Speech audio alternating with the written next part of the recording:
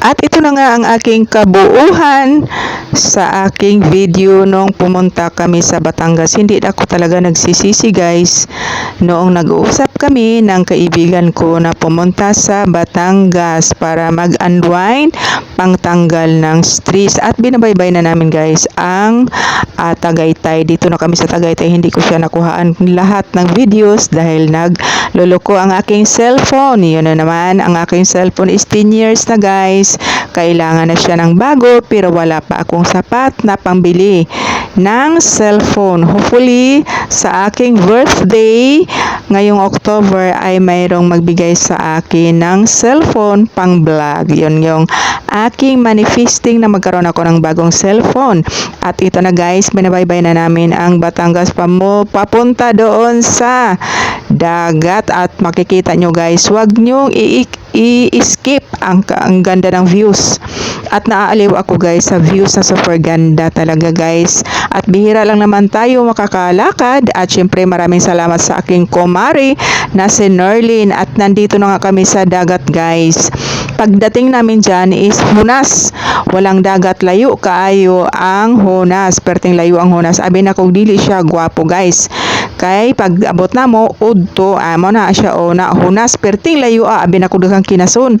Manginhas unta ko guys, kaso lang wala may kinason nga ako nakitaan. Abi na ko ana lang siya guys.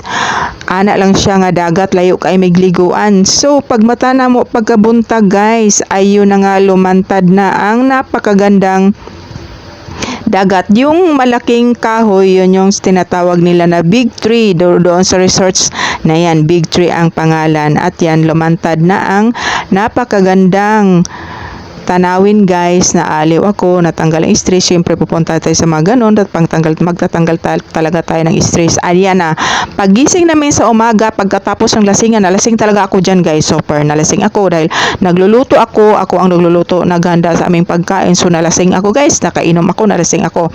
Pagising ko sa umaga guys, ayan, tumugsaw ako dyan sa dagat. Nagbabad ako ng 3 hours. Doon ko nalalaman, super ganda dyan guys sa ilalim ng kahoy. Ayan guys, makikita mo talaga na super ganda talaga siya. Hindi ako nagsisisi at maraming salamat sa aking kumari sa susunod na banding kumari. Ayan natin, at syempre gusto ko talaga dyan balikan. At syempre doon sa Zambales din is maganda din doon sa Zambales. Ayan, nagpusing-pusing si Inday, si Lola. Ayan, matanda na daw. Ayan, wala naman sa edad yan. Ayan, nagsuot ako ng aking swimsuit. Swimsuit yan ha, hindi ako nakapanty. Nakapanty ako, pero swimsuit.